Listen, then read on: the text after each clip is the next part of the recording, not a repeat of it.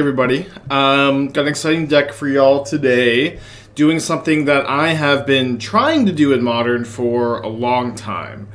And that thing is tutor up Asmor. I watched the Heuristic Studies video again.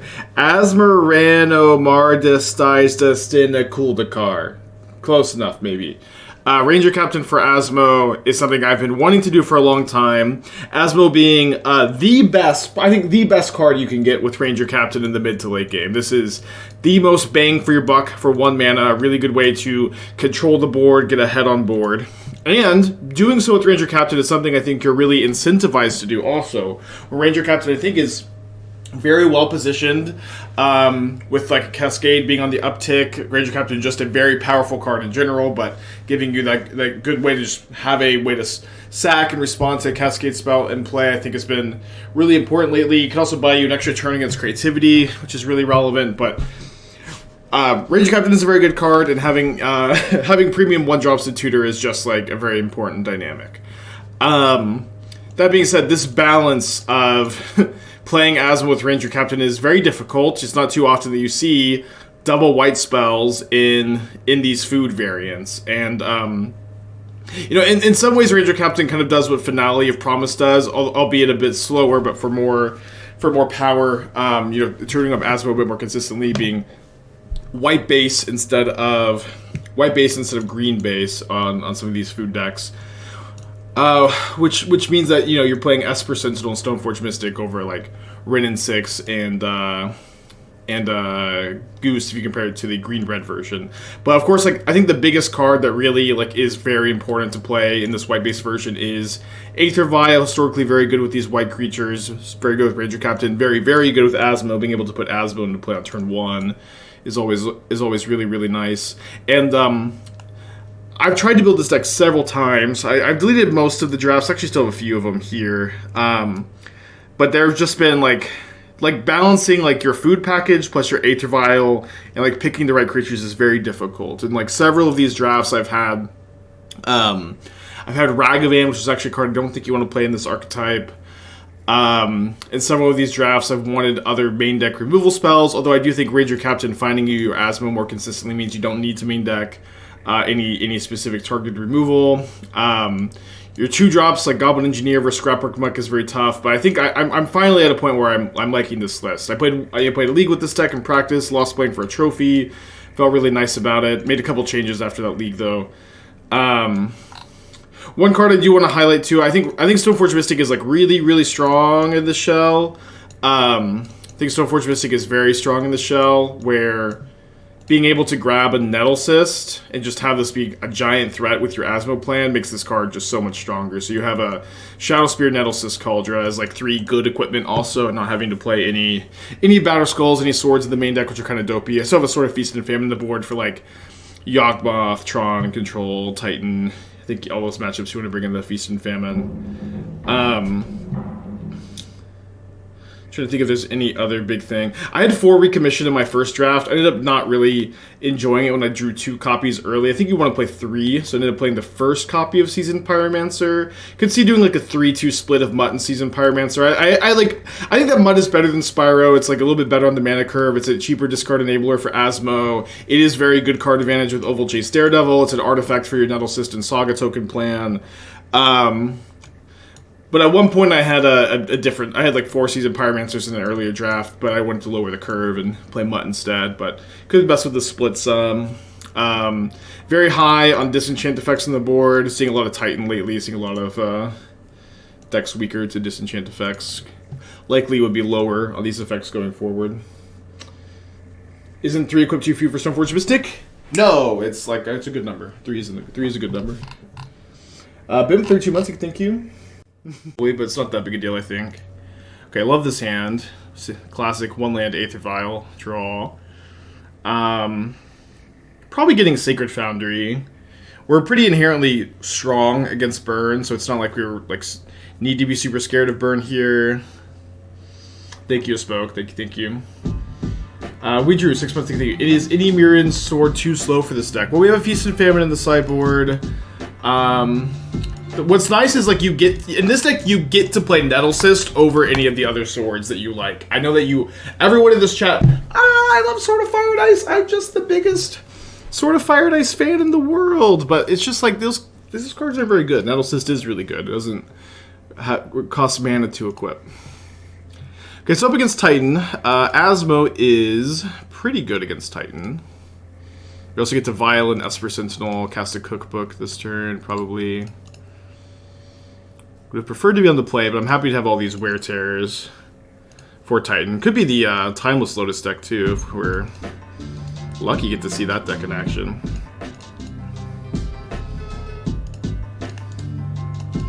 Definitely going to be making a food token here, so I can have Asmo activation up next turn. We drew 6 months. No downside to 3. Thank you. Oh, no Gigant. I guess I just named the Titan. Was the Juggernaut deck good? It was okay. We were like 6 and 4 in the day. Not a deck I minded. So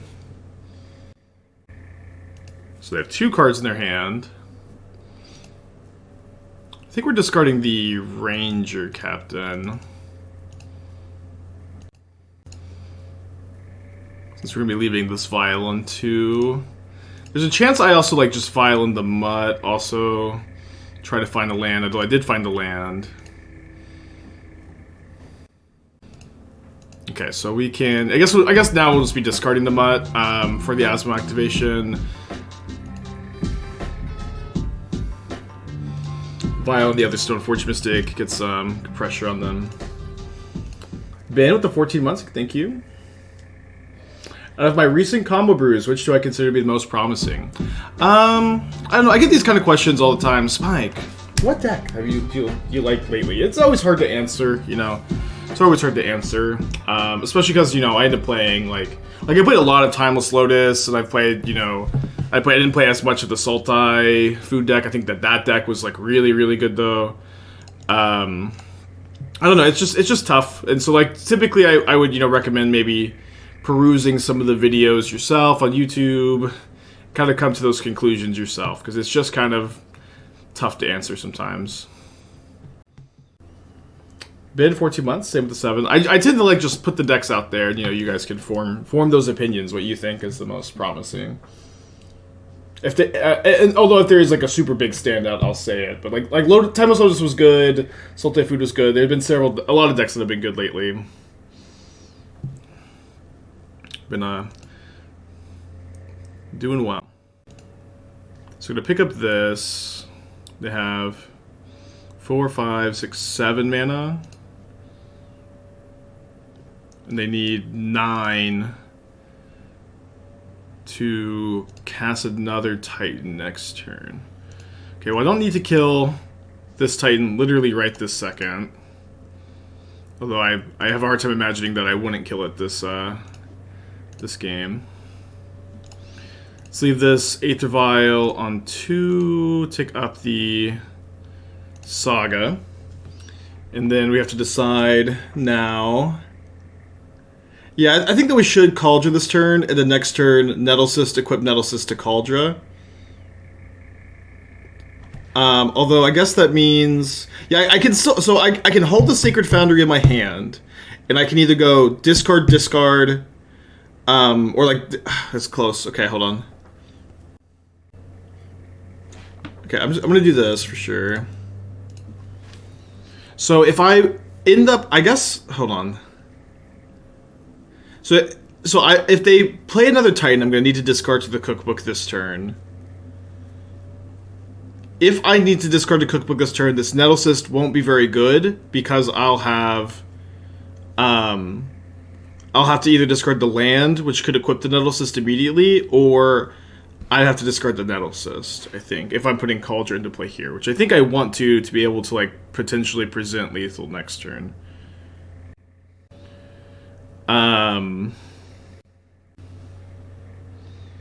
So I think I'm supposed to play the Sacred Foundry tapped with the ability to just discard the Nettlecyst, discard the card I draw, make a Saga token next turn if I have to.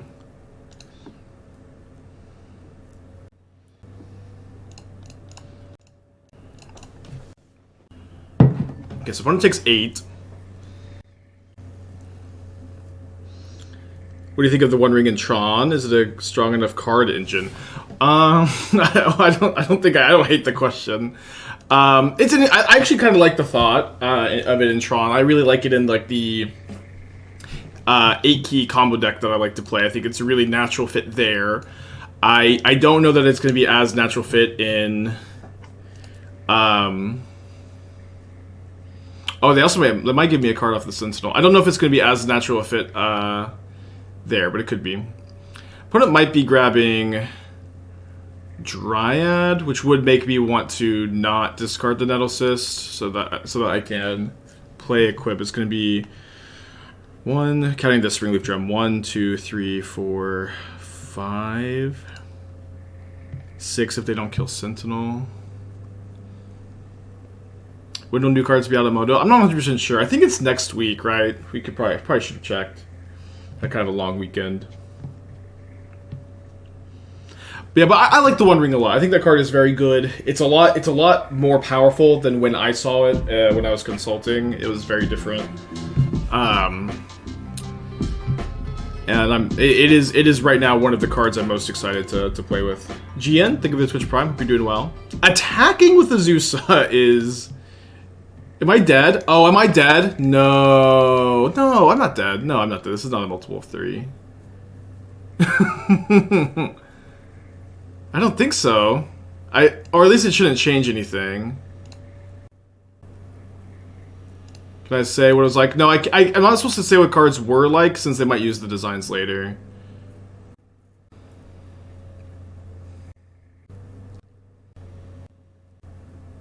Which mom card am I most hyped to cast in Modern? Oh, I've been kind of like on a white card kick lately, so maybe the Convoke, put 2 creatures in your hand card. Yeah, I think we're going to 1.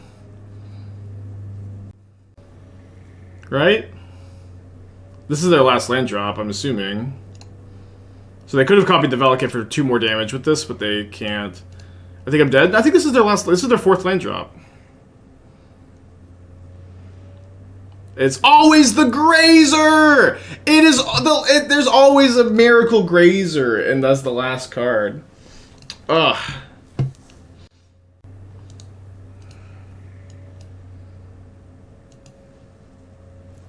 Amazing. Well, not much we could have done there. Maybe. No, I don't think so. Okay. Get these 6. Cut the Shadowspear. Cut the Recommissions. Cut like 2 Sentinels, right?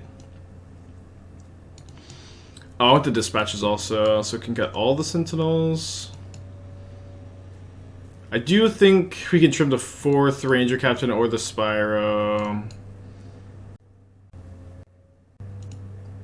I don't currently have a Lord of the Rings spoiler. I don't know if they've handed out spoiler cards for it yet. I think I'm off the whatever, like whoever's in charge of the spoiler list. I think I told them that their pet card is bad or something, and I'm off the list. Can you trim on Ovalchase? No, I think you're not supposed to in this matchup at least. Like Asmo Cookbook, Ovalchase is an important engine here. There's maybe some matchups you can though. Yeah, they gave it to Forbes. Who did just a great job, honestly. Keep this. No, it's a one-lander, but it's a pretty good one-lander. It's, you know, not exactly a one-lander either. Considered Nihiri, Lither-forming, over Escape to the Wilds. Just going through my chat the other day and saw it. I don't know what that card does. Escape to the Wilds has been amazing. It's going to be really hard for me to like a card more, but... Sacrifice X lands. For each land sacrifices away, draw a card. You may play X additional lands this turn, or X number of lands sacrificed. The problem is, like, you just don't have that many lands in play when you are playing the deck. You have, like, 1 or 2, like, almost always, so... Kind of a fun suggestion, though. Bathrobe King with the 12 months. Thank you.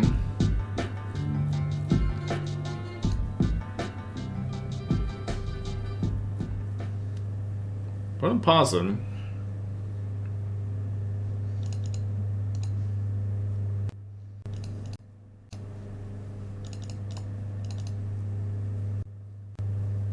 Yeah, also red. But like a fun card for sure.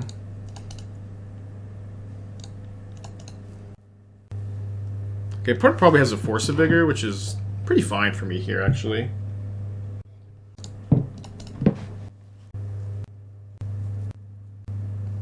Went up to the Spores and move one Golos to the side. Yeah, I don't think I would do it, but that's, I mean, that's fine. That's fine. Not that bad.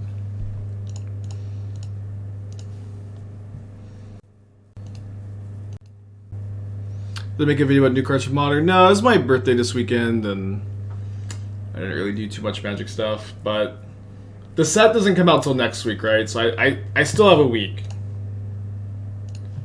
Right?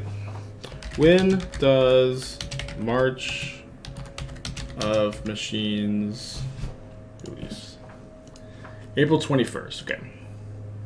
And then pre-release on is this weekend. And then on Arena, it's on Google it says Arena is April 18th, so that means like I guess that's Magic Online also. Magic Online didn't make the the Google document. Dingus 21, thank you.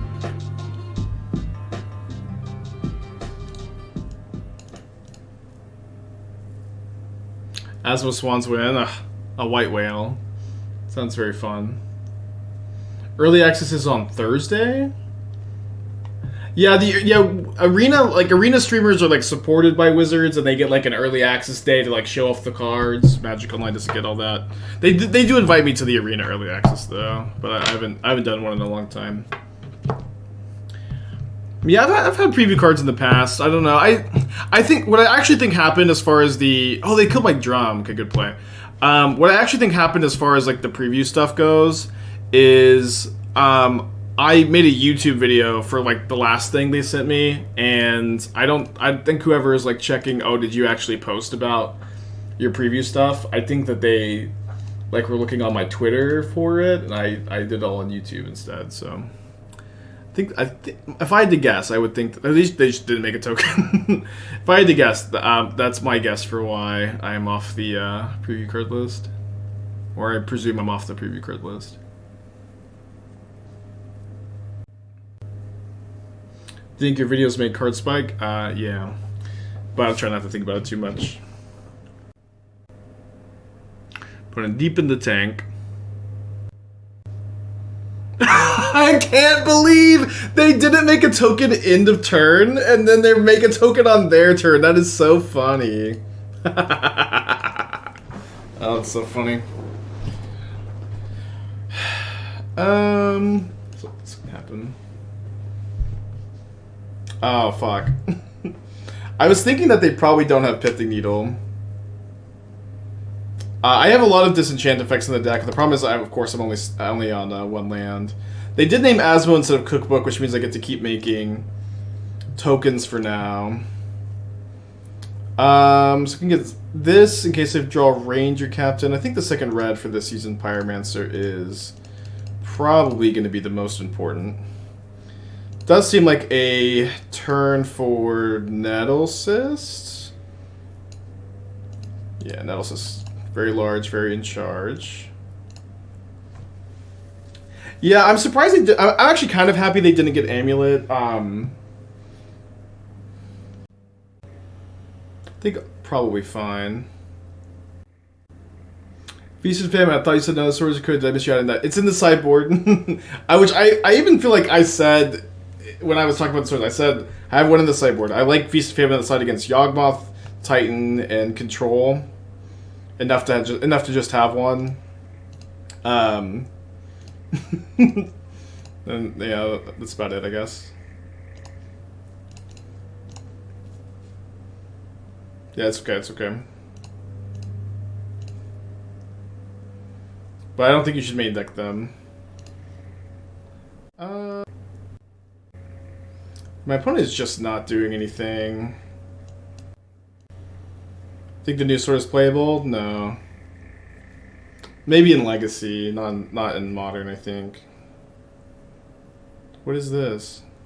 The Dismember? Okay. It's fine. So let's cast another Asmo, then hold up the Nettlecyst activation, and we can, if they're assuming that they are going to try to block with this, we can dispatch on our turn next turn. We can also play another Cookbook next turn to grow the Nettlecyst a bunch. Can I give a short answer? What's my thought process when looking at cards for brew? I mean, I've written like long articles on the topic. I've talked at length about this. This is like a very short and simple question for like a very complicated answer. But like very simply, all good brews start with a good idea, and then brewing is all about just maximizing that idea, whatever this good idea is. Okay, I'm just going to send in. I'm not going to play the second Cookbook here. Weird game, weird match. I feel like we have it's so rare that we have like a normal game for the first game of the day.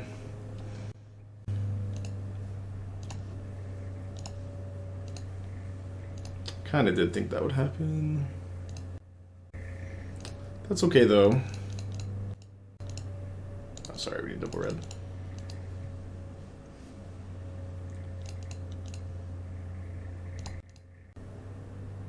Okay. Double Wear Tear, definitely nice to have.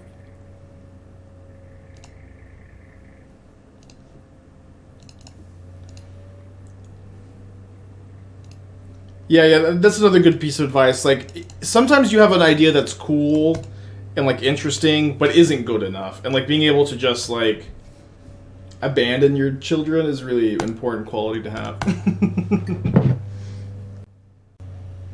I have 8 points of power in play 2. Awesome. Weird game. Do you have plans to stream more Soul Food before I start Mom Brews? Not necessarily. I think that the idea needs some work, so if I can hammer out something more interesting, I'm down.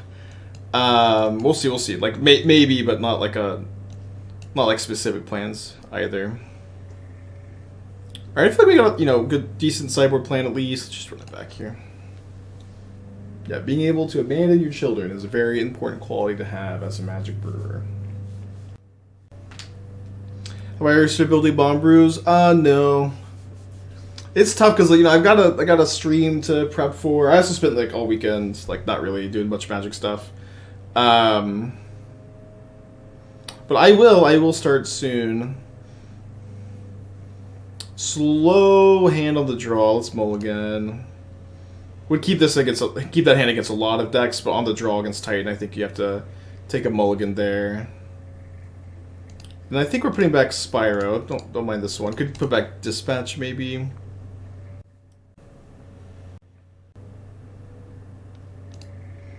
Well, now I kind of feel like I wish I'd put back the Dispatch. If my opponent plays this, I guess if they had Saga, they would have already played it, huh? Expedition map. Wonder if they're gonna pop the map right now. They're picking up Beseiju with the ability to pop the map. Get that for Haywire Mite. There's a good chance we tutored that with Ranger-Captain. Although I am just gonna be wear-tearing this turn. Do you plan on brewing much in Pioneer in the future? I mean, I've been very recently more interested in brewing in Pioneer than I have been in a long time. But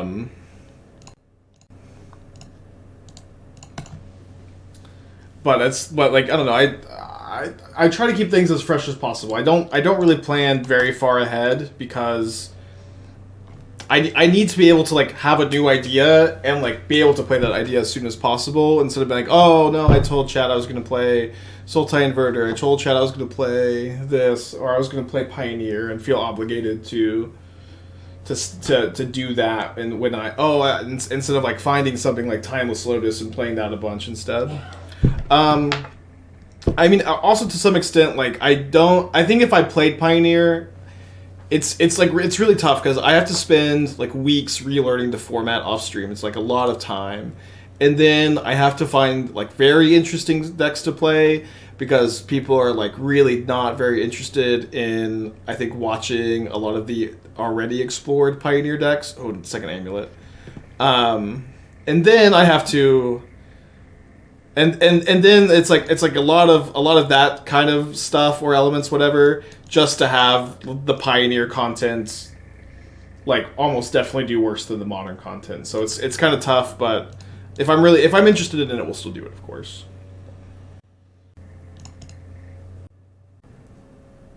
What do you think about the choice to Watsy to force LGS to make all the W, P, and Q ed Pioneer next season?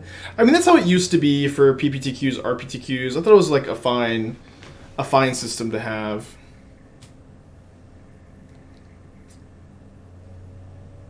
Yeah, it seems like we're likely going to be a little slow on the draw here. Yeah, I mean, I think it makes sense. I don't feel super strongly about it. But, like, you know, these tournaments are qualifying for a Pioneer tournament. I think it's fine. Like, it you know, it does, like, affect me negatively, like, as the modern guy, but sometimes, you know, things affect you negatively, but are still... Wait, why did they get Azusa? This is only +1 mana for them. But yeah, but sometimes things are, like, bad for you as a Magic player, but are, you know, good overall. Yeah, this is literally... I mean, obviously they have a Titan or a Cultivator Colossus or something. Okay, so that's why. They need +1 mana for Colossus. Sure. Wait, they're not out, are they? Cost, 15 months, thank you. Yeah, Temple Guard is just for the Mite. Whoa, this is like the worst Colossus I've ever seen. And they have to pay for your pack next turn. Could you have sack upkeep? I could have. I tend to like to sack in response to like transmuting Teleria West.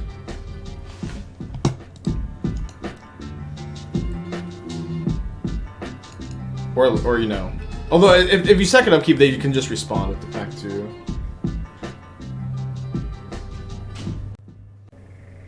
Okay, so they pick up Growth Chamber, which is very interesting. Although they're floating Teleria West Transmute mana.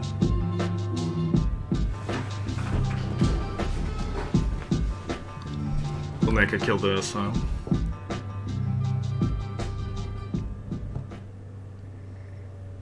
Nonsense with 25, Phoenix with the 14, Ice with the 28, Cosco with the 15. Thank y'all.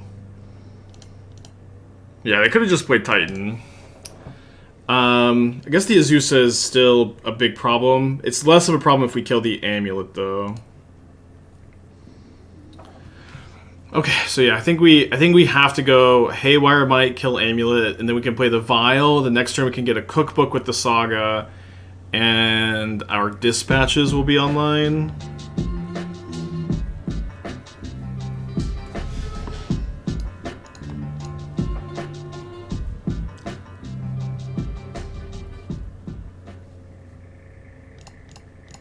They do have 4 spells in their hand. Oh, sorry, no, they have a Growth Chamber 3 spells.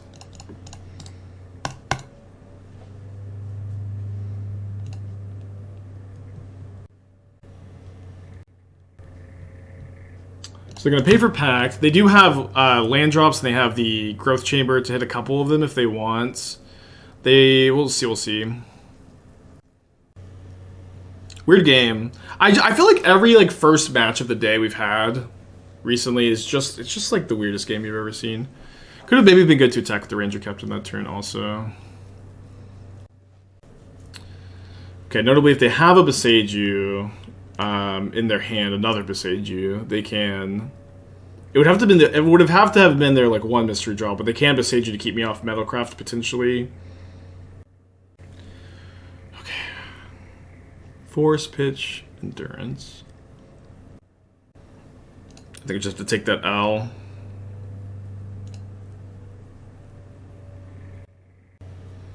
Okay, so we'll get our Sword of Feast and Famine. And pass back.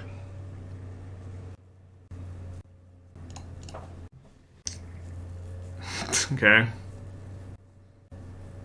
The Colossus is gonna get really big, huh? So maybe a defensive Kaldra game. Hard game to win.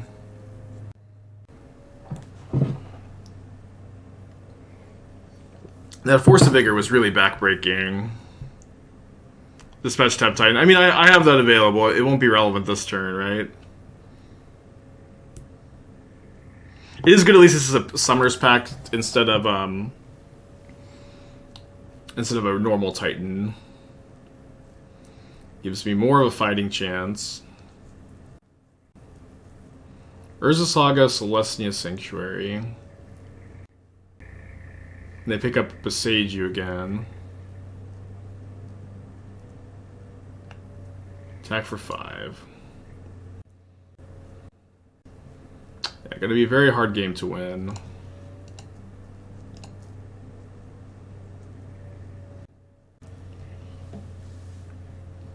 Especially with that Besage You up now. I do think we're going to be on the dispatch to tap the Primeval Titan. Although, maybe not, since like I just have Kaldra to potentially block it. Like, would they actually attack here? I'm not sure. Or maybe the better question is, should they even attack? Okay, yeah, Colossus gets bigger. Okay, now I have to tap the Titan.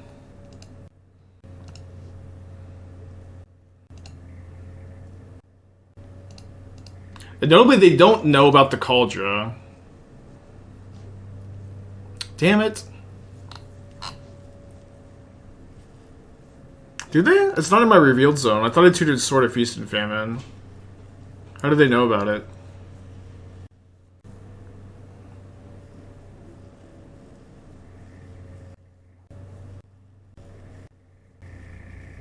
I always assume Kaldra and Stoneforge uses a sword. Yeah, it's not like the wildest to play around it. True. So they can cast another Titan here. Could be a hard game to win. I doesn't seem super likely, y'all. But I don't know. I guess I could have sacked the Ranger-Captain in response to the transmutes. Guess I should have.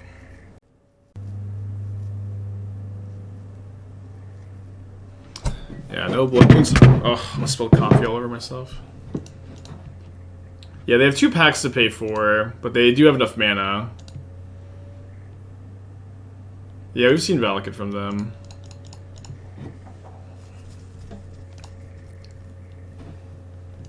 Yeah, I think we're just dead, y'all. I think that's fine. They have Besage You for the Feast and Famine. Tough match. Long first match. It's like it gets like Murktide, Titan. Like you don't need it on until like turn 4, turn 5. But what is it? They mold to 5. When you get to watch Traverse Dungeons, I've had some like ideas for the Dark Pool deck lately, but I haven't been playing it just because it's like it's so click intensive. But maybe one day. Okay, so this is probably the challenge-winning Goryo Asmo list, which we only have the Soul Guide Lantern as Graveyard Hate. The disenchant effects are good against them. We can maybe Asmo kill an Emrakul also. Opponent suspends a Profane Tutor. It's a good draw. I'm going to actually offer the trade here. My opponent's on a low mulligan.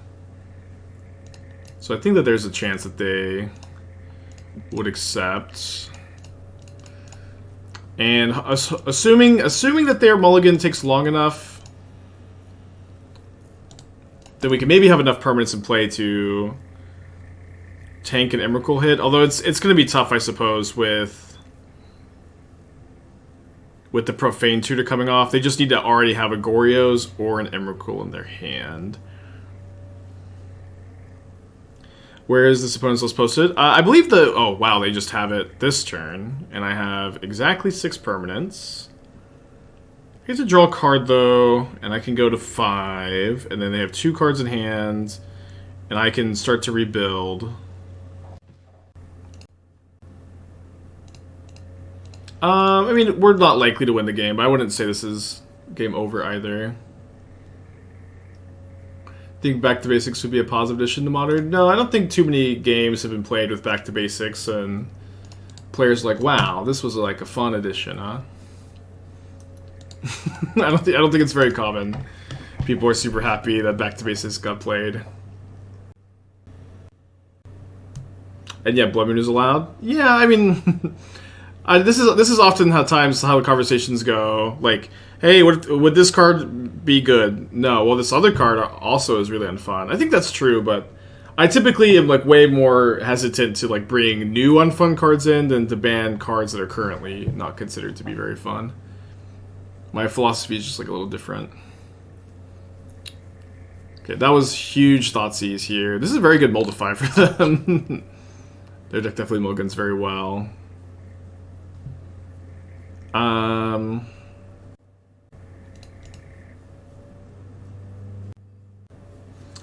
was surprised to see the challenge list be on Emrakul only main deck, given Solitude's presence. Solitude is not a very common card in Modern right now. It's like blue, white, and 4-color play it, neither of which are super popular. And you can also, you know, try to Thoughtseize the Solitude. Gain 15 life also. You never gained 15 life before.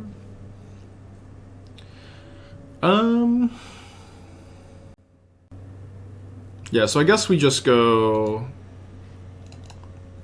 Make a Saga token. The next turn we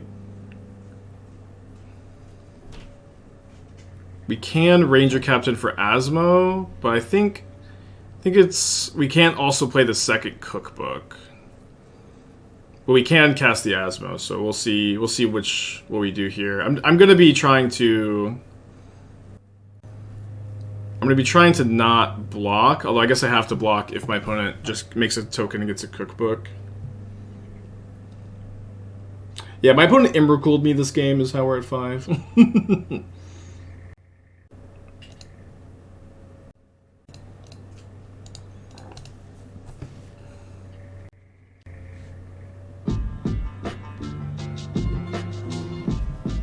Okay, so we have to chump block.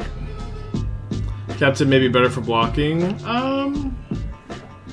Yeah, if we played Captain this turn, we could have activated Asmo next turn. She's maybe gonna cost us, huh? So now we have to Ranger-Captain for Asmo, cast Asmo, make a food. We're at 3 life. Chump chomp, but the next turn we Ranger-Captain for another Asmo, and we go block kill, and then we're kind of stabilized, although they've got a lot of cards in their hand. Not that we can like play around anything.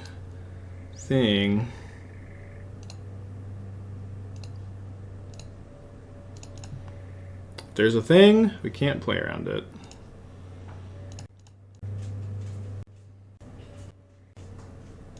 I want to build the Amulet of Vigor Lotus deck, but I'm worried Amulet got the axe. I would be surprised if Amulet got the axe, but you're free to worry about whatever you like, of course. It is definitely an archetype that can be hated out. So discards Profane Tutor. Discards Gorya's Vengeance. Kills me with Asmo. Very good Moldify for them. Incredibly good Moldify. Let's bring in our Soul Guide Lantern, our Haywire Mite, our Wear Tears. I'm gonna cut the Recommissions. I'm gonna cut our Shadowspear. I don't hate Feast and Famine. Yeah, Emrakul's like just not that good to discard the Feast and Famine, huh? I like Ranger-Captain against Profane Tutor. Could probably cut the Spyro. Need to keep in all the Sentinels. Guess we're cutting 2 Mutts. Maybe an a vial into Mutt, kind of like that. Pithing Needle for the discard outlet. Their discard outlet is Underworld Cookbook. I have a cookbook deck too. Is Relic not better than Lantern? I don't think in your recommission deck, right? Recommission Ovalchase Daredevil deck, but honestly it's more about recommission for me. All right, mold to 5. Unfortunately, keep this. Any cards you think should be banned? I always love the get around the blocked words. I don't know. It's like the ban word is blocked because there's just like endless conversations about bans and unbans. They're really repetitive and they're really boring. Wizards mostly does things at random. I don't currently advocate for any bans in Modern. I would vote for a Bridge from Below unbanned though. Alright, get Thoughtseize on the mold of 5. I think we have a Saga, one of the best cards to un-mulligan with. Ooh, and then that's a pretty good rip. I think I'm getting Feast and Famine.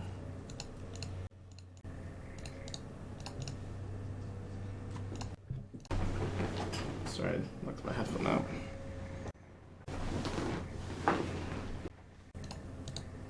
Yeah, Ovalchase Daredevil is like always in your hand, so like you can play Relic there, but like with Recommission, I think you won't play Lantern. Although we did cut the Recommissions here, you could play Relic instead, but we're not cutting Recommissions against Murktide, which is the main spot you'd really want Relic, so.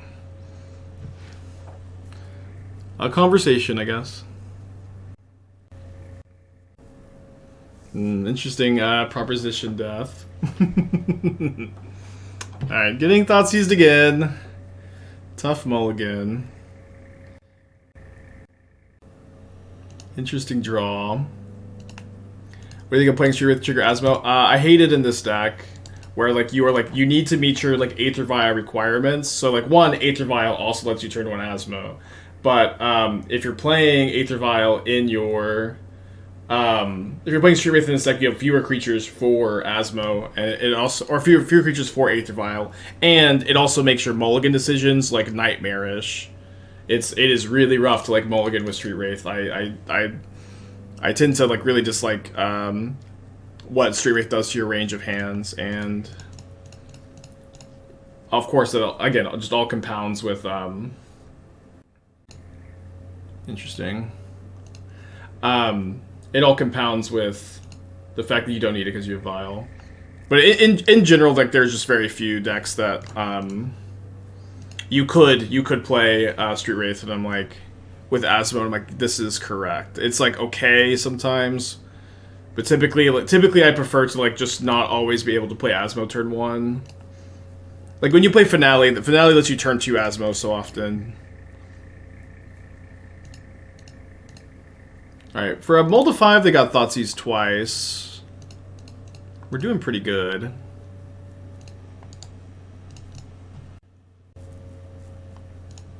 Yeah, they play Neonate so they can... I mean, turn 2 Goryo's Emrakul's not even so good, honestly.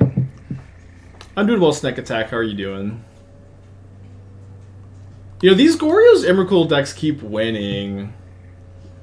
I've been thinking about maybe playing Green-Black Food with the Goryo's Emrakul plan over, like, Troll King Renin 6, and maybe play something else over Mutt, and maybe over Goose. But it's kind of interesting with Steel Seeker, where Steel Seeker digs for the combo really quickly. Obviously very similar to the ooh, very rough for them to have Haywire Mite. Very similar to the Unctus deck. Thank you, Wits. Goryo's Godo for the sweet turn to Kaldra sounds very fun. Very, very fun. Fable is more synergistic with food than Spyro. Easier to cast Azure, makes artifacts your contract. Is Spyro synergy with Recommission more important or borderline? We're an Aether Vial Recommission deck. Both of those cards, I would always play Seasoned Pyromancer over Fable. I do agree that Fable is a little bit better in food decks in general, but I think if you're playing an Aether Vial Recommission deck, I would play any number of Seasoned Pyromancer over any number of Fable, basically every time. Okay, both in this match so far, melting to 5 has been the key to victory. I'm gonna trim a wear tear on the draw. Did Time Sieve work out better than Unctus? I think yes. I think I liked Time Sieve better than Unctus in that shell. Sentinel's a good card in this matchup. We'll keep. Kind of a 2-lander, right? Interesting. Do I wait a turn on wear tearing this? I think I do. I think I really want to get this Sentinel down. And then I get to go, like, Springleaf Drum, tear next turn. Urza Saga also turns off Zerda. You can't play Zerda with Saga, which is so sad. Red-black food with Trap Blast to do the other 5 damage sounds fun. Yeah. Everybody loves old Shrapnel Blast.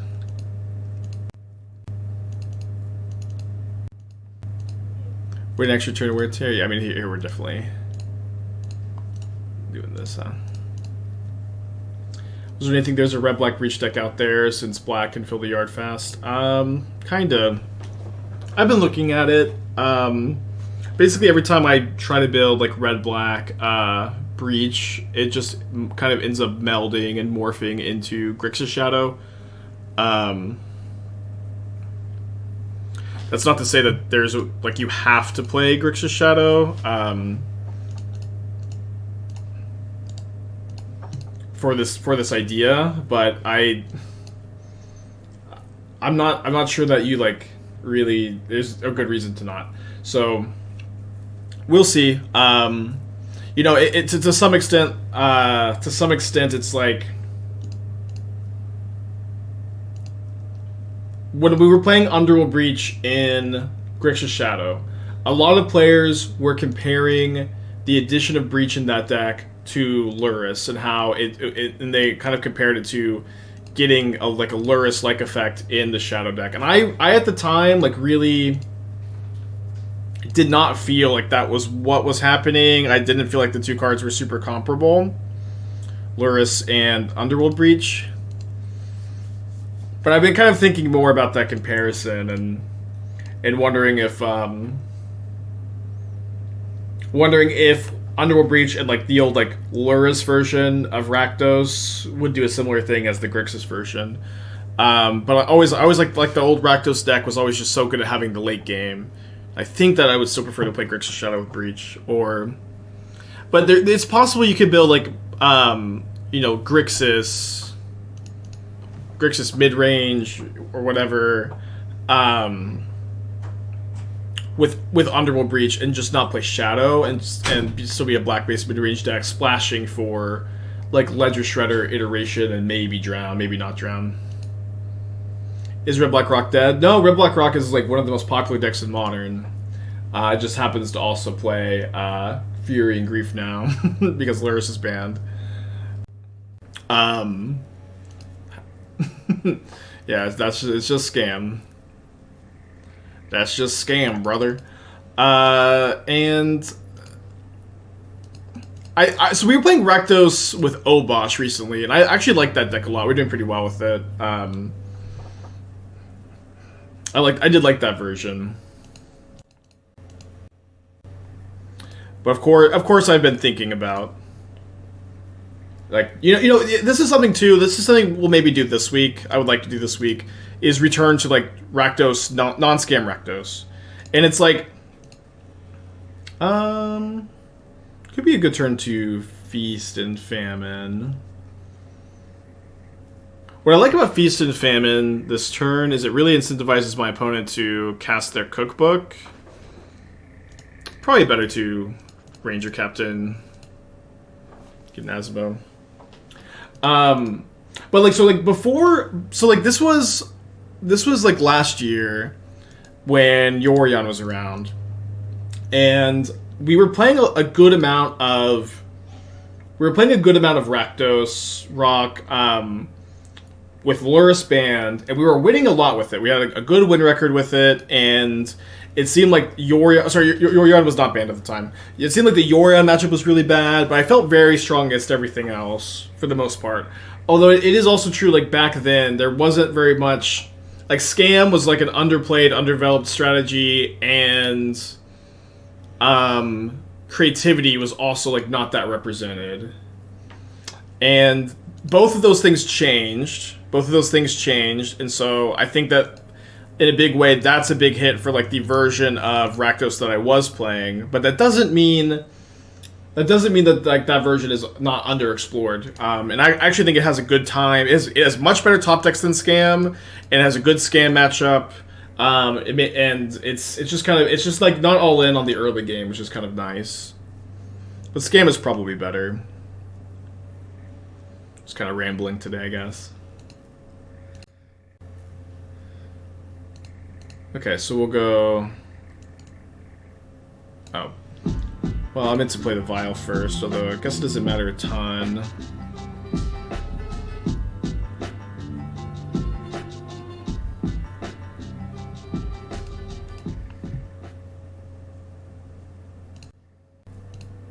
How would I Scam Reanimator compare to Scam for me? I like that deck a lot. I think it's good. I need a bigger sample size, I suppose. I saw so for the most part, like, I am viewing that deck as Reanimator with the Scam package more than I'm viewing it as Scam with the Reanimator package. But it's maybe just like semantics either way, right? What does Scam lose for Elbosh? I can only think of Terminate. Am I dumb? Grief. Yeah, so we're playing a non-Scam version because of getting Elbosh. Would I build it low to the ground, DRC Bobble, or Chonky with more 3 cards? So if you're playing Breach, you play DRC. And if you're not playing Breach, you don't play DRC. Okay, so what we're supposed to do here is sack the Ranger-Captain. Oh. I guess I could have just let the trigger resolve, right? Yeah, that makes sense. So we get to go 3 food tokens, kill Emrakul.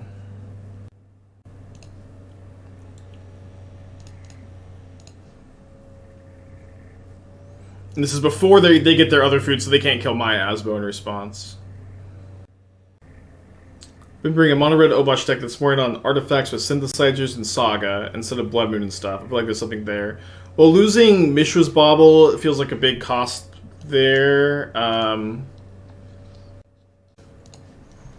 But yeah, I don't know. There's like a million ways to build Obosh Rat. I've seen those builds a few times.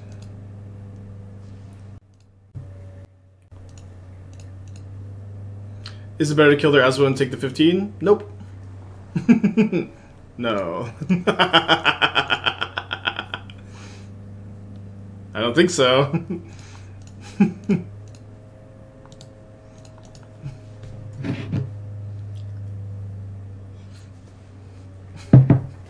Yeah, that'll be $5 a month for the rest of your life. No. Like, they can kill my Asmo, but I have 6 more permanents and a lot more life. Yeah, too spicy for Emrakul. It's kind of free to sack 4 food. Vial Drum uses 2 food to kill Asmo. I don't know. Free is not the word I'd use, and this still seems much better to me. Like, their Asmo is just like not a big problem. Play my Cookbook. Yeah, we're gonna play my. We're gonna cast Asmo. We're gonna win the game really easily.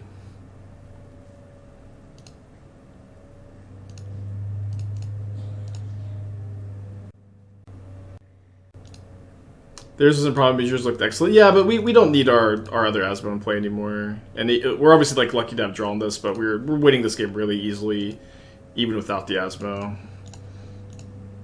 I think that the other line is also probably a winning line, so maybe it doesn't matter that much, but I think this is a little bit better.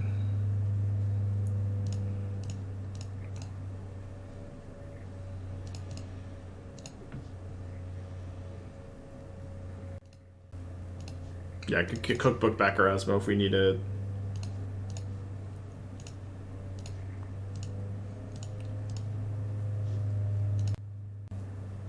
Alright. 1-1. Hour 8 minutes into the stream. 2 matches under our belt. Tough match against Titan round 1. What do I think of the Karuga Elementals build for the Cat? I mean, it's been around for a while, and Cat's been tuning it, and he's been doing well with it. I guess I don't have a super strong opinion on it.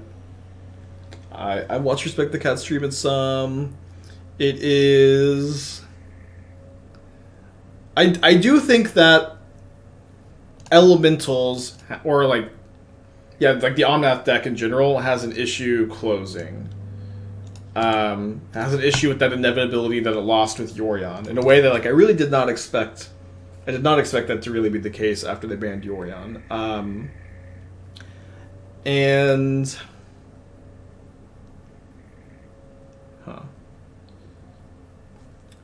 So I think that there are multiple ways you can kind of bridge this gap or whatever. It doesn't have to be...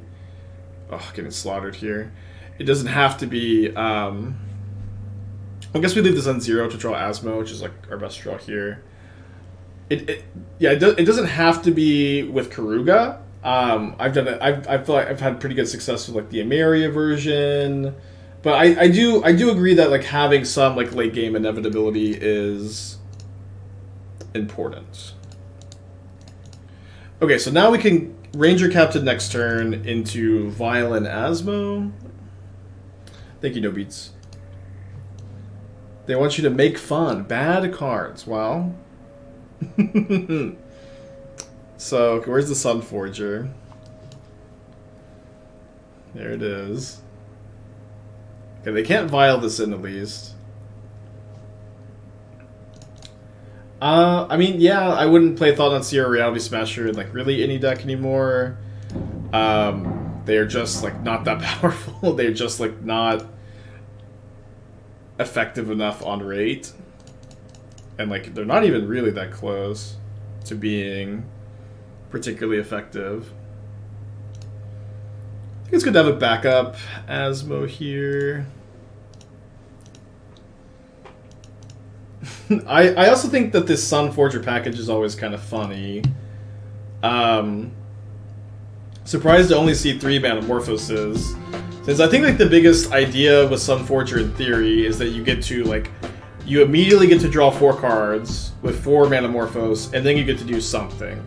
I don't think that something has to be Chance for Glory. I think that you can just play bolts and stuff, but it can be Chance for Glory. So and also Boros has really restrictive mana costs. So playing these Eldrazi's doesn't make any sense to me, and also with Sunforger your mana costs are weird.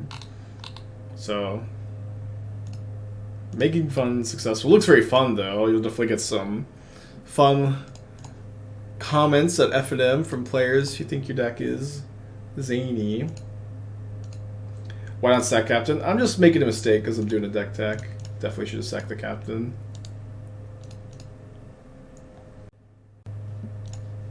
Didn't get punished though.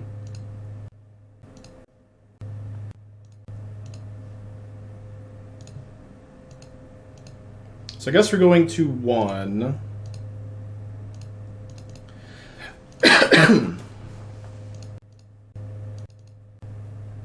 When can we expect a Spike MTGO tournament sponsored by Cool Stuff Inc? When they pay me a lot of money, I guess. I feel there's a chance they have another Fury. Oh, we're dead. Damn. Okay, tough game, tough game. Not the most exciting. Don't think we're going to be sideboarding very heavily here. Hopefully they don't draw Hidetsugu. It's really important to win game 1 in this matchup because of Hidetsugu. Is the Timeless Amo deck the most real deck you built in the last couple months? If not, what is? I get these kind of questions all the time. My main answer is that you have to kind of formulate these opinions for yourself. Was there any consideration of filing in second Asmo main phase against second book Cookbook Kill Grief? I think it was better to not. To like just like fade a bolt and like be able to gain life through a bolt later and have the backup Asmo if they have a removal spell, or like Fury too. I don't know. Like, I don't even know that Timeless Amulet is a real deck. I know that it's got a pretty good win rate, it's pretty powerful. I don't know that it's better than Amulet Titan. I think it's like likely not. You know, I think, to be honest, like I think the most competitive deck that I built recently is probably the Soul Typhoon deck, but this deck is like just it's very difficult to play. The barrier to entry is really high, and like it always looks like such like a pile, but I think that this version is like really interesting and exciting. But I also fully recognize that most players like just don't have the reps or the interest in the food archetype. But I think that's like the Soul Typhoon decks I think are so promising. But we built like tons of decks that I think are very interesting and powerful. We've got I think that the Cottage Blast deck was like very powerful, very good. I think that this take on the pitch card mono white deck is good and going to be better once we get like the white remand. Has a few different directions you can build it. I thought the Sultai Inverter deck showed a lot of promise. A few different ways you can build that one. Red Black with Obosh I really liked. Ameri Elementals has had a really high win rate. I liked the update to the Boros Lotus Field deck, a deck that I've always thought was kind of underrated.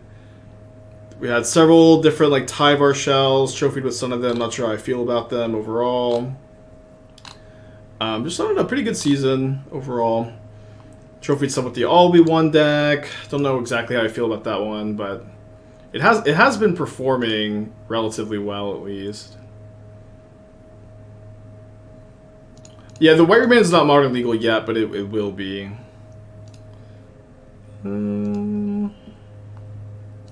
Should get Nettlecyst here. So I don't know, there's just a lot of good decks this season. Even like skipping a few there that I like. To be honest, I kind of think that like a lot of people are just like were really excited by the Timeless Lotus deck and they like tuned in for the first time in a while and like haven't like seen how good the season's been. But there's been a lot of really good decks for this season.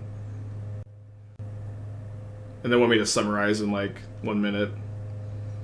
How much consulting did I do? It was a few weeks, a few revisions, a few submitted thoughts. Interesting. Swamp.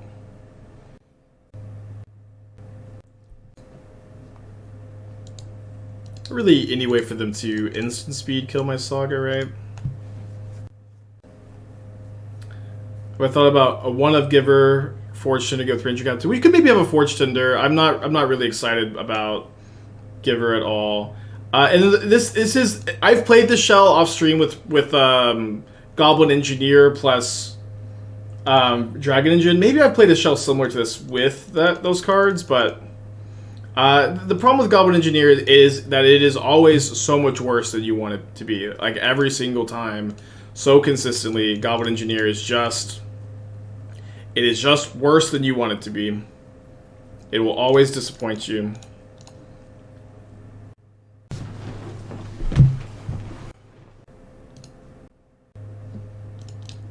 Not the best sequencing opponent.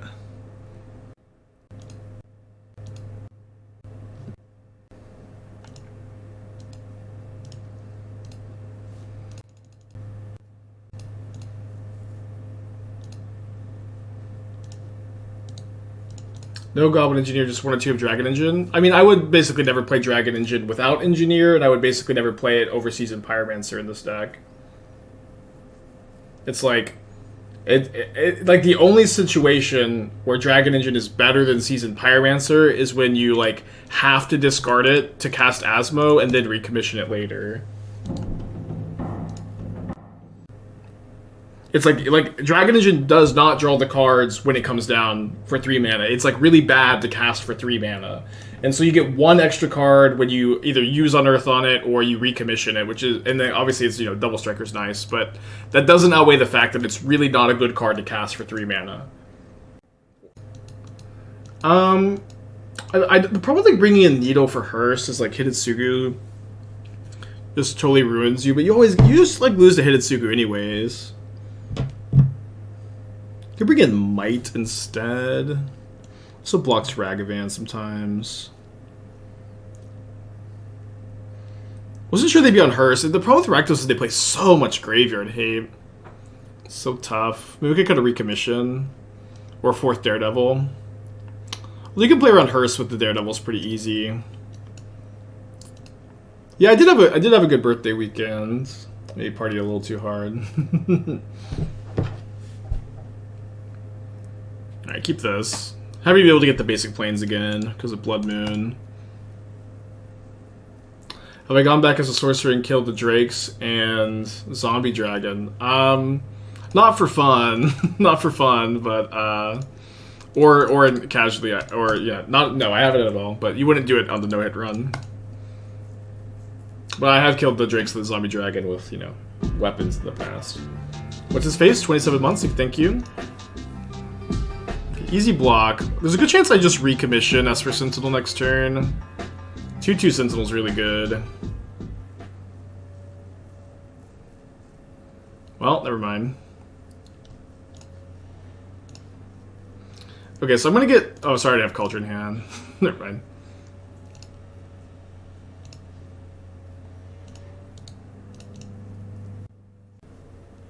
Okay, here's 2 cards. We're up against Rakdos, so you just like have to put Cauldron to play if they let you. It is against the law, actually, to not immediately put Cauldron to play if you have the chance. I think I'm gonna get my Temple Garden. Creativity and Rhinos are finally a higher percentage. Yeah, Murktide finally seems to be on the downswing. Just been like overpopular for too long.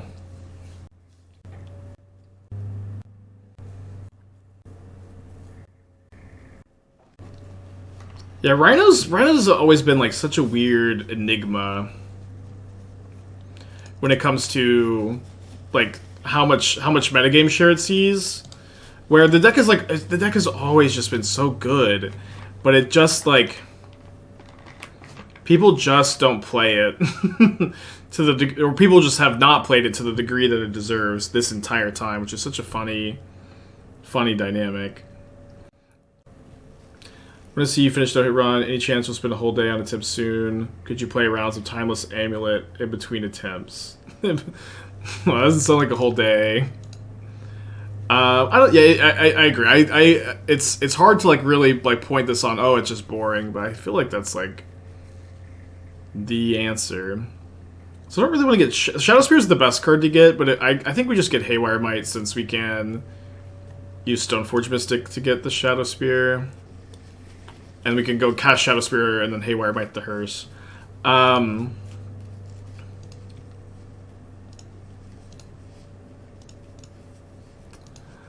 So yeah, I want to finish the no-hit run too. I just need to get more practice in off stream, and then we'll still do like full Dark Souls days, any maintenance day. We'll still do some like weekend Dark Souls day. We'll do some after stream. Today I'm recording a podcast, so I can't do any Dark Souls today, but we'll get back. We'll get it at some point. I'm not giving up, but it's just like for a long time I was just committing like 2 or 3 hours a day every single day on or off stream to Dark Souls, and it's just not like super sustainable to keep up that schedule for like 5 months, and it's been like 5 months at this point. So I just have to cut back, and we'll get back more into it at some point. What do you think about discard spells? Mingu says that are bad cards. I think similar because it doesn't impact the board. What do you think? Well, I mean, bad cards is like a little reductive. I think that it's very often that Mingu or me or any streamer will give like a reductive opinion on something because it's hard to like just explain everything. Ooh, the nuts. Alright, so we're 2-1. We're up against Merfolk. No, we're up against Mill. Sorry, yes, I was thinking. Yeah, this should be Mill. Emrakul check. I'm pretty sure I have it, right? No, I don't have it. Oh man, I had it at one point. I think I ended up cutting it. I guess we want to Asmo now to like give them a smaller window to trap.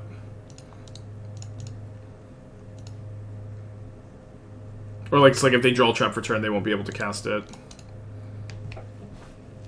This is a good hand, you know, in general, and probably a good hand in the mill matchup.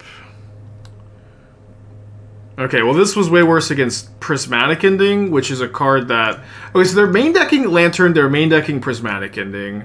It might not even be mill, but... If it is mill, they've got a very odd build, huh?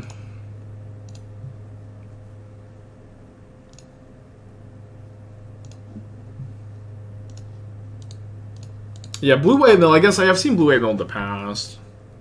Could this be Lantern? I mean, a Boros doesn't make much sense in Lantern, right? But like main deck, I mean, they're main decking Soul Guide Lantern. I don't think they're main decking Lantern of Insight. Fractured Sanity. So we draw a card, which is in some ways good for them.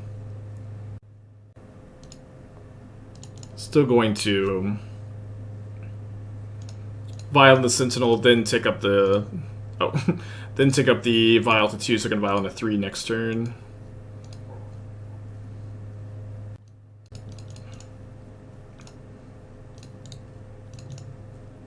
So we have 33 cards in our library.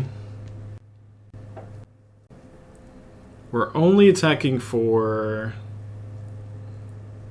Okay, I can Seasoned Pyromancer, discard Mutt, unearth Mutt for lethal.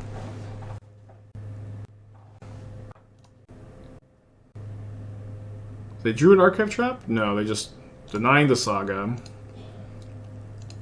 So I do think it's important to present lethal here, especially because it doesn't really seem like... If the removal spell is Prismatic Ending, I'm not sure what they could have here to even have removal.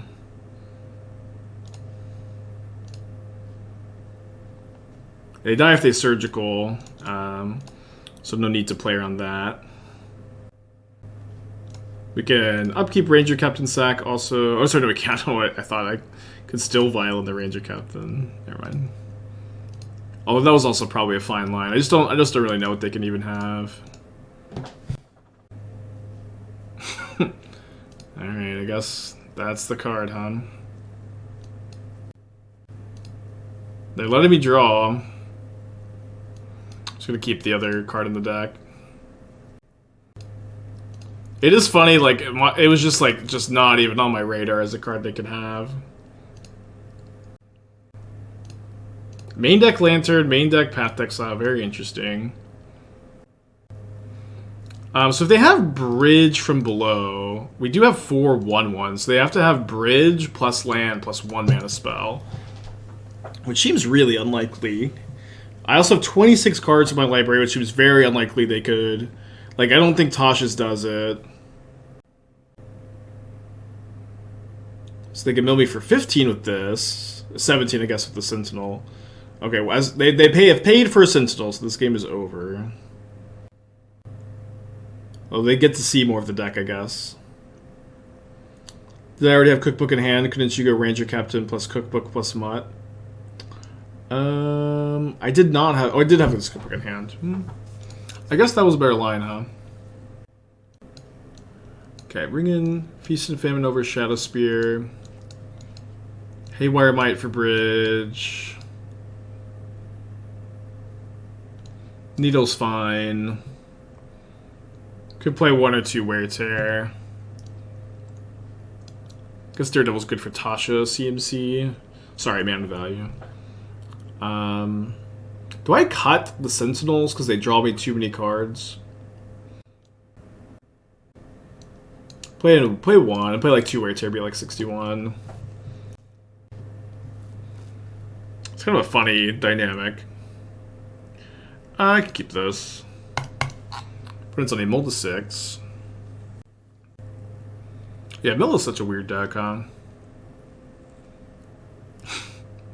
So I can use Sentinel? I don't know. They'll draw too many cards. Okay, they're mulling over there. No pun intended. 6-card hand.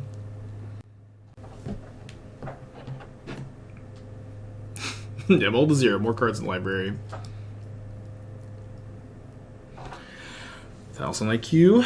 Okay, no crab this game. They might not be playing crabs. I've seen some like more controlling versions of Mill not play the crabs. The problem is with that plan is the crabs are so freaking good. How far above 60 would I go against Mill? It kind of depends on the deck, but almost never more than like 3, maybe very occasionally 4 extra cards. And also, like, you have to make sure that all the cards you're bringing in are like good cards to have. It's like you don't want to be bringing in cards that are just kind of mediocre. A Boros means crabs. That's true, yeah. Although sometimes like it almost definitely does. I agree, but you do see sometimes like a mill player will cut the crabs and then they'll mess around with stuff, but they won't change the mana base, and they'll just have like a random Aboro. But yeah, you're right. It probably does have crabs. Is the new Jace really playable? Yeah, the Jace is good. Jace is good. It is definitely like the card that brought about a resurgence of mill in Modern. And they're casting it here. Plus on the Mutt.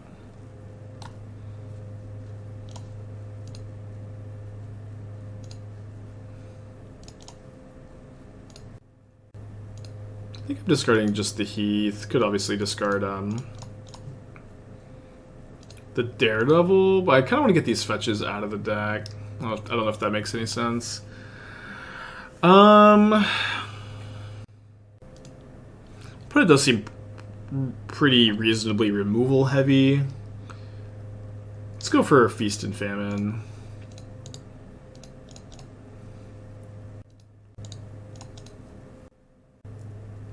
Yeah, if you have a Besage in the board up with land ratios, go to 64 makes sense. Just all kind of depends. Yeah, I love Ranger-Captain. The card's just like been so good in so many different shells.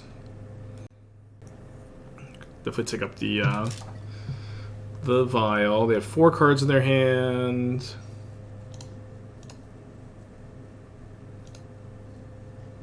It's been a weird league. Okay, so if I cast this Haywire Mite, I am turning on Archive Trap for my opponent. I'm also playing into a Theoretical Wrath. Yeah, and the big problem with turning on Archive Trap is they get to draw a billion cards. Although now I'm just going to get the basic and then play the Mite.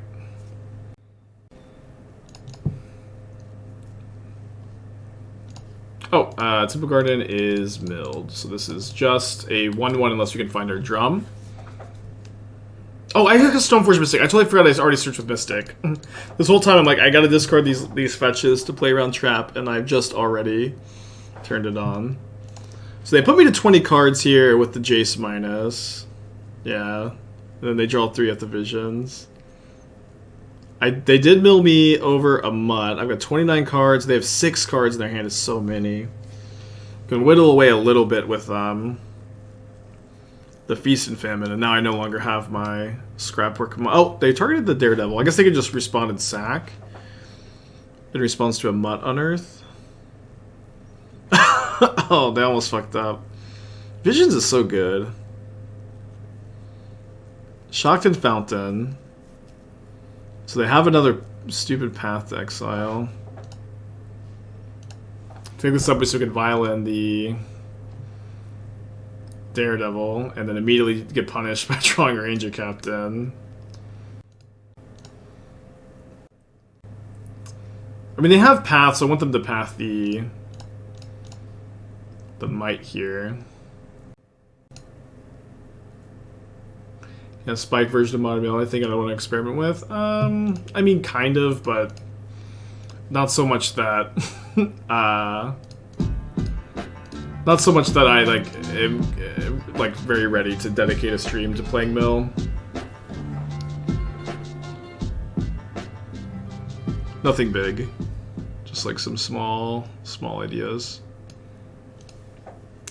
Okay, is this a turn to sack the Ranger-Captain in upkeep? I think yes. It's not like we're presenting lethal. This was likely to slow them down a lot. Thank you, Dave, with the 29 months. Although this does put me back up to 20 cards in my yard, but don't know how much we could play around 4th Visions this game.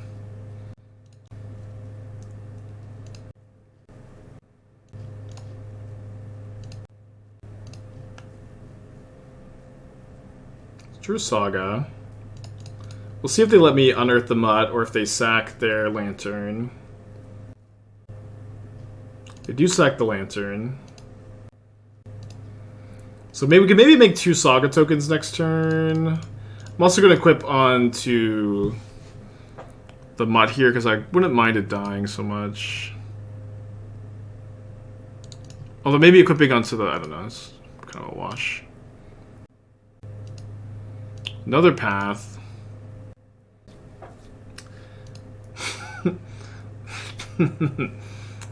Mission briefing path exile, huh? Very old school.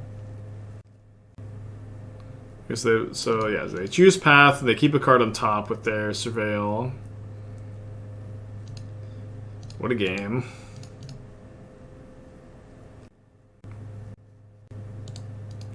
They don't accidentally fetch either. Hopefully that card they keep on top was Bridge. Yeah, definitely seems like they love playing the removal only game plan, huh? Get these Asmos unstuck next turn with the cookbooks. Just have to pass back for now.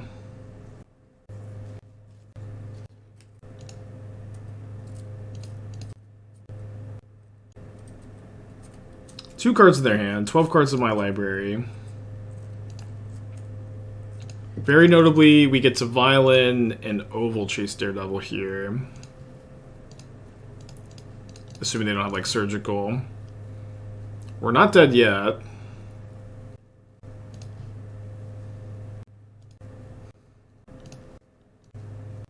Seven. More removal? Okay, I don't know. Don't know why we're tanking on this, but whatever. It's fine. Okay, game 3. I don't think they're playing Bridge. Gonna cut these. Gonna bring the Sentinels back in. I know that they can't. They have their tensions, but they can also just draw us a lot of cards. We can keep in the Haywire Mite just in case. Still be at 61. On the play. Yeah, I think there was still one cookbook, but you know, no more after we're dead. Yeah, with the Aether Vial, we can keep this. Our one land being Saga is kind of awkward. My opponent having Prismatic Ending in their deck is kind of awkward, but I do love a turn 1 Aether Vial Asmo.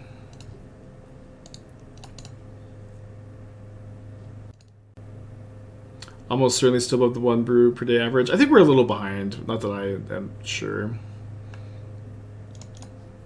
First crab of the match. They have Prismatic Endings. I'd honestly maybe rather than Prismatic Ending this, but that's why I didn't Violet in main phase like I did game 1. Okay, so let's get a cookbook down and just do our thing and pass. Time for 3. Being on one land is also a little bit easier to keep, but my opponent has like 3 Path Exiles in their deck, I guess. They're the first Recommission I've drawn. I've drawn it before, but like almost always when my opponent has had Graveyard Hate in play, to be honest. Okay, maybe Recommission Feast and Famine this game. Okay, so tick this up. Drawn a Scrapwork Mutt. So I'm gonna go ahead and vial this in. Oh, sorry, I should have not discarded this first because of Surgical. Because I trigger it off of the Saga, and then I could have gotten again. Looks like they don't have Surgical though. I just want to get a more informed decision on what to get with Saga, but I guess it's like also always. Oh, they milled the Springleaf Drum. Damn it. So I can cast. So I can get Cookbook, cast Aether Vial, or vice versa.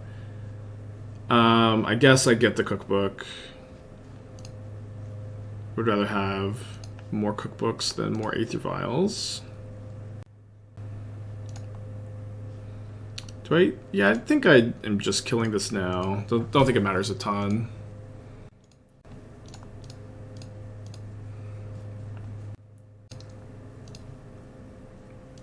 Mom PowerPoint waiting room. Yeah, it's probably gonna be out next weekend. I'm recording a podcast tonight with Dom and Ari. So, and then of course got more prep. I can try to get started this week, but it's almost definitely not coming out till Monday. More Ovalchase Daredevils. I guess I should have waited till this. They could have drawn Surgical off the cycle. They didn't have it at the beginning of the turn. Looks like we're lucky that they did not. So we may not cast another. Well, I guess we can cast these 1 mana spells probably. Good chance I'm supposed to leave this vial at 0 so that I can replace Asmo if it dies next turn. The name of the pod. I can't remember Dominari's podcast name. I remember it's a good name. I'll let you know tomorrow maybe or whenever the episode comes out. I'm sure someone in the chat knows.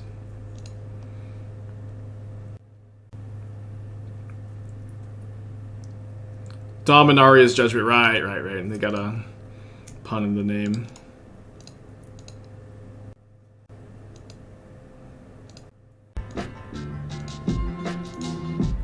Thank you, Salmon. Glad you're liking the YouTube channel. YouTube channel's great. Okay, Jace the Mind Sculptor.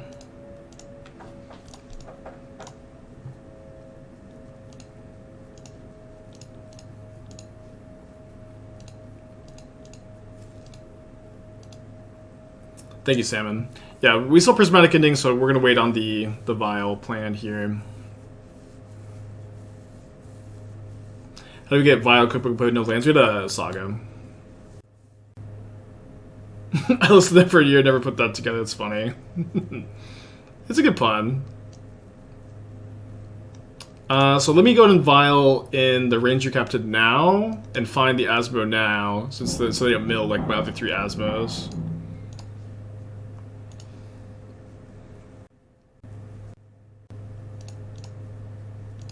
So we have 22 cards left in our library.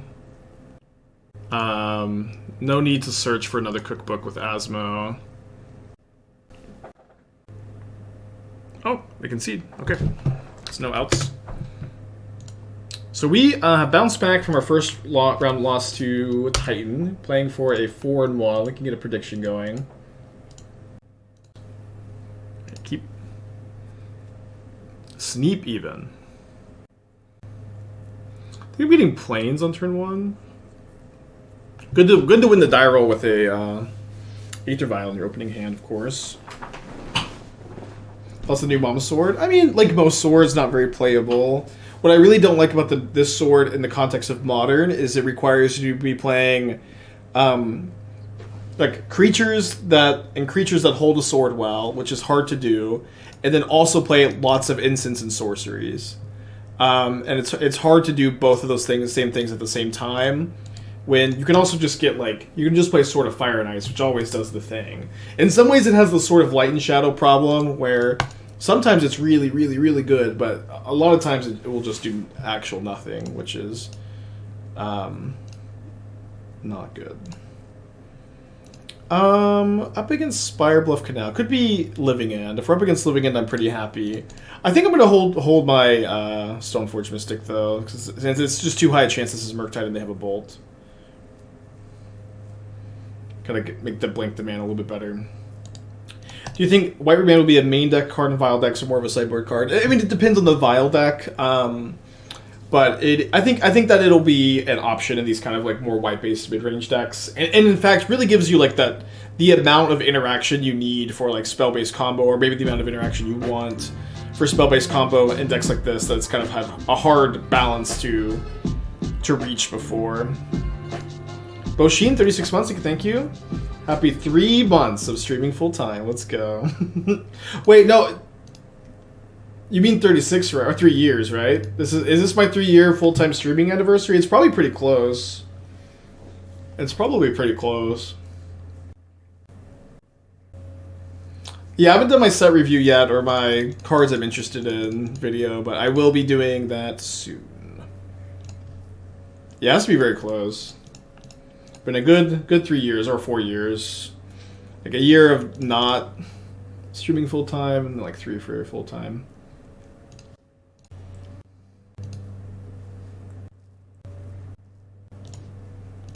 So, take the Vial up. We drew Asmo for turn, which is very interesting. So I was going to tutor that with my Ranger-Captain, which I guess I can still do. Although now I think I'm actually just going to get Springleaf Drum, so that I can Vial and Nettlecyst, or so Stoneforge Mystic and Nettlecyst, rather.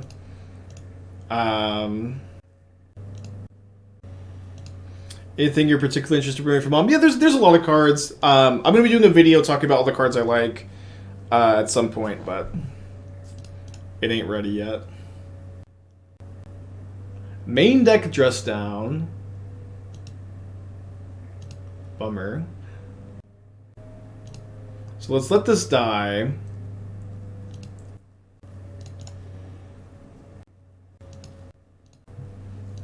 I think I'm getting Esper Sentinel here. Yeah, Sentinel's a bit better on my curve.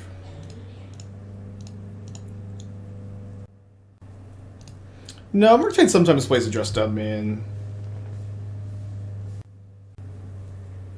Feels awesome to be like, to have my opponent like dress down me, like, and we're like really ahead. Very nice.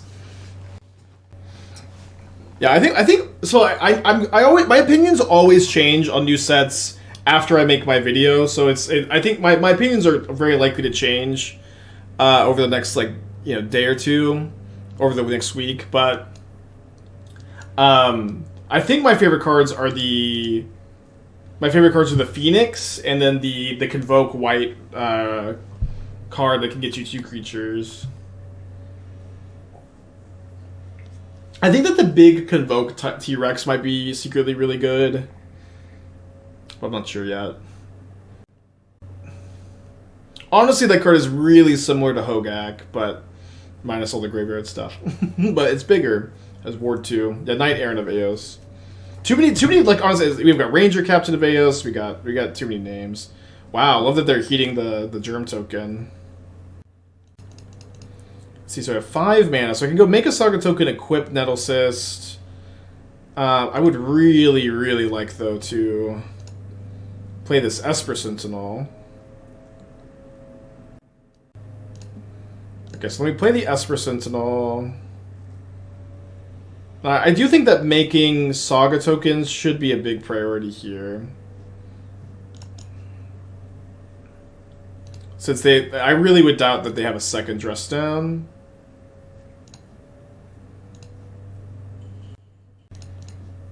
And I think I'm actually just going to go ahead and put a second Esper Sentinel in play and make a Saga token.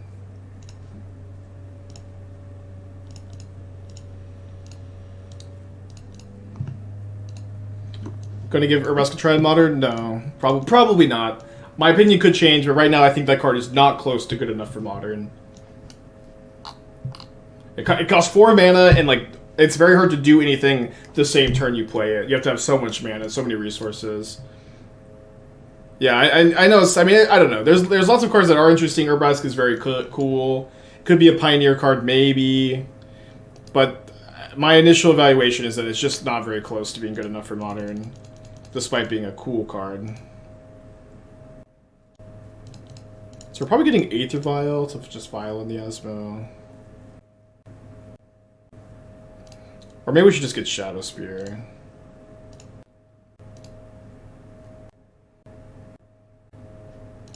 Wow, we drew another Ranger-Captain, that's wild.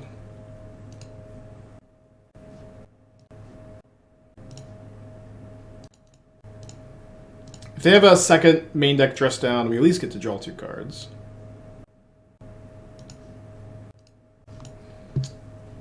We're really in deep here, huh?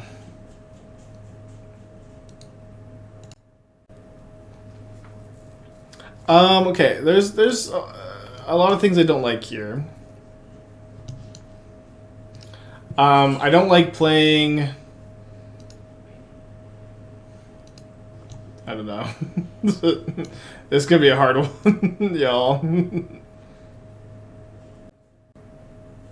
Urza works really well with Gutshot. It can save itself. Wait, what is happening with Gutshot and Urza? You make a mana deal damage. You have to like triple Gutshot to flip it, right, or something. I don't know. This is a loss in the sauce deck if I've ever seen one. We are truly lost. Okay, so let me just get through the things I really don't like. I really don't like playing one of Titania with no way to tutor it in a deck that's playing the Zurin Orb Titania combo. I do not consider milling yourself and then regrowthing Titania to be a good way to tutor Titania, or a way at all. If this is your plan, I don't like that aspect of this plan. Let me sideboard real quick.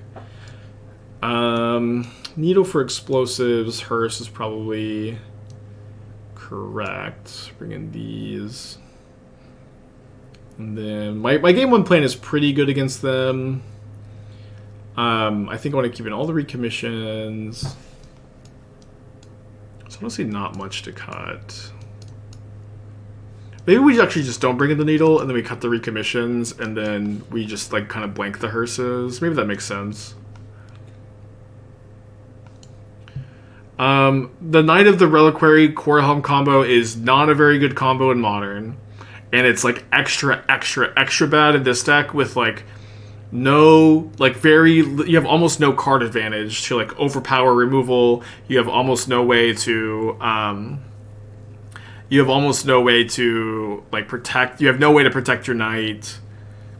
It's just like not a combo I would be very interested in playing at all. Urborg Lurgoyf is like, this deck is like slow and grindy in a combo deck, and then you have like a random 2-mana beater. It's just like not modern deck building. I don't know if that's the way to phrase it. I don't know. I would basically like this is a tough deck tech because I don't think any of these cards work together or almost any of these cards work together. I hate the crabs. I hate the regrowths. I hate Titania with the Titania Saga plan with no way to tutor it. It's not even that good even with like more tutors. I've played a lot of it. It's kind of mediocre. Knight Core Helm combo is not very good. This is not a very Urborg Lurgoyf makes no sense in the deck. It's just like it's just all over the place in a way that does not look very cohesive at all, unfortunately.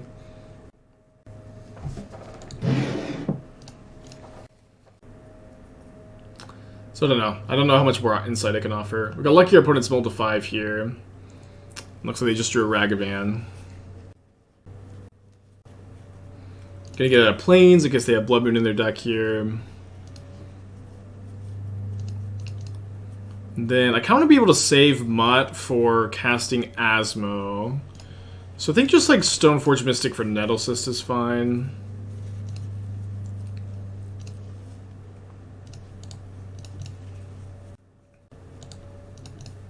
Always nice that Stoneforge can just grab you like a pretty good card in the deck and block Ragavan if needed.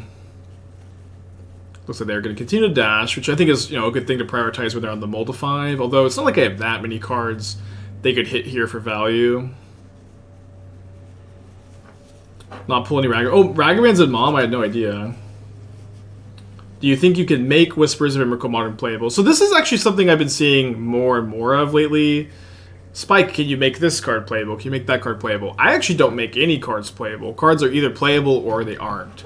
And it's in my opinion that at least Whispers of Emrakul does not have enough support to consistently cast it with Delirium on turn 2 or turn 3. You can cast it on turn 3 somewhat consistently, but it's like you're really diminishing the quality of your deck when you're trying to cast it on turn 2 with Delirium, and the fact that it's not always Delirious on turn 3, and it is almost never Delirious turn 2, makes me not a big fan of the card. So I should play Mountain here.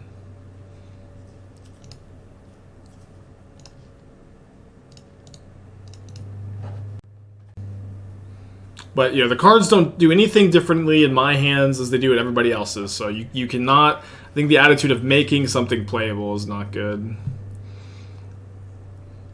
Someone I think, like, over the weekend on Twitter, they asked me if I could combine... They said, Spike, I issue a challenge. Can you make a competitive brew around Third Path Iconoclast and Blood Funnel? Which are... Blood Funnel is a 2-mana black enchantment non-creature spells cost 2 less to cast, but every time you cast a non-creature spell, you have to sack a creature or that spell is countered, which is like definitely a very fun combo, but it's like not close to being anything you could do competitively in Modern, you know? It's like you have to have like these 2 fragile pieces in play that like lots of non-creature spells, but when like if you're doing that, you can just infinite combo in a few different ways. Neighbor 13 months, knocks the 7. Thank you. But at least as far as like Whispers of Emrakul goes, this example, like there could one day be enablers printed that do like make Whispers of Emrakul a playable card. Like that is a timeline we could one day live in. But it is not a timeline I believe that we are currently living in, if that makes sense. I think I'm discarding Cookbook. Oh, well, I guess I'm casting that.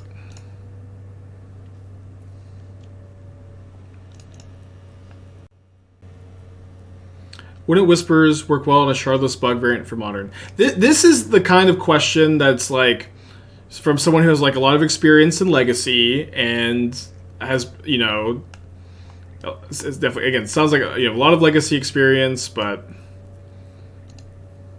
there's a lot more moving pieces than that.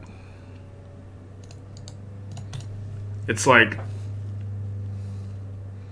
so like the best Delirium Enabler, in fact like the only good Delirium Enabler, or one of the only good ones, is going to be Dragon Rage's Channeler.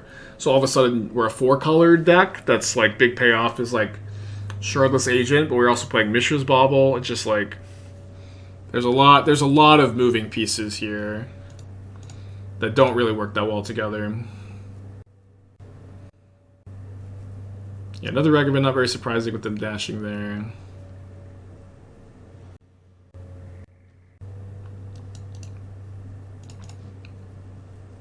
Guess I'm actually gonna keep this vial on. No, we'll take it up because we have the discard out with the cookbook. No! Damn it. This is one of my least favorite things about Magic Online. It's like if you make this mistake, whatever, of like clicking outside the box on accident, you just like have no. There's no window where Magic Online's like, hey, I noticed you didn't search anything up with this card. Did you mean to do that? You probably didn't mean to do that. There's no forgiveness. I think that would be a really, really positive change if you didn't just have to fail to find if you accidentally clicked outside the box, you know? Yeah, when you sack something to itself, it goes, hey, are you sure? And that's a great thing. And it should do that also for, hey, did you mean to not search anything up? That being said, we're doing fine here. We're still likely going to win.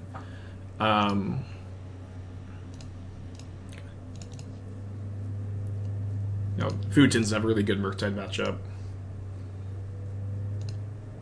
Yeah, I think Arena does ask you. And like it also like this, the mistake also happens pretty often because you like oftentimes are having to resize your Magic Online windows. At least it happens to me pretty often, or often enough, right? Ooh. And if we're gonna equip the Nettlecyst here, yeah, a few quality of life upgrades could be made. That being said, I don't think it's going to be a big difference this game.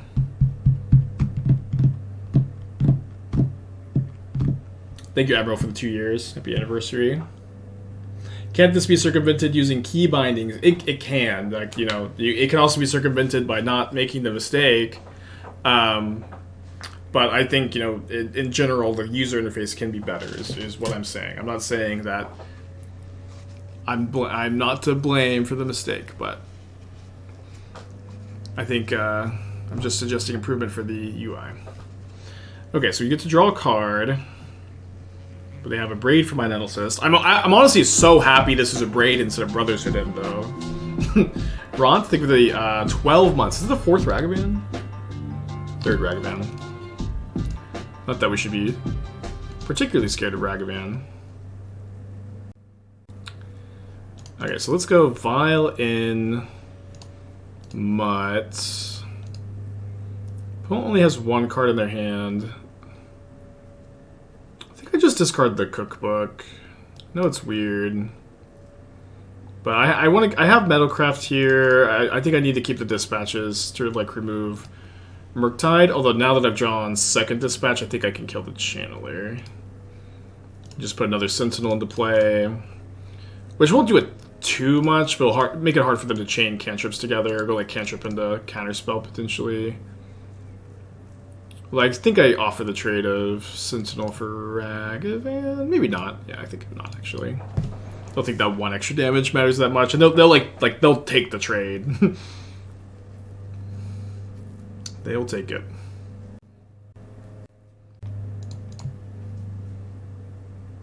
Ron, thank you for the 1 year. Happy anniversary. Cool to... I think I'll keep this on 2, actually. Cool to be so ahead after making a big misclick. Although my opponent did mold 5, and they drew the worst card in their deck several times.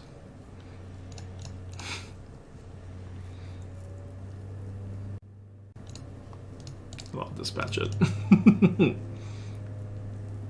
Probably didn't need to. Was Vindicator consideration? Actually, this deck ended up evolving from me like just forcing Phyrexian Vindicator in a deck for content. Like at one point, I was trying to do that. I was trying to play Phyrexian Vindicator in this kind of shell, and I ended up realizing that it's just like way better without. Okay, so I've played now 2 leagues with this deck. I 4-1'd both of them. It is a deck that I like. It is also a deck that is very slow, it seems. My playtest league was also very, very slow. So I think I'll probably just leave it there for today. This is a version I like. I think you're slow, you're resilient, you're powerful. Stoneforge Mystic is a really, really good card in the shell. Sentinel's really extra good also because you're buffing your Nettlecyst and your Saga. And Recommission Sentinel's good. But maybe not the most exciting decklist ever if I'm going to be a bad content creator and honest. Fine, some innovation here, but I'm going to move on for now. But I've had a slight update to Red Black Sack, ready to go for like a week or 2.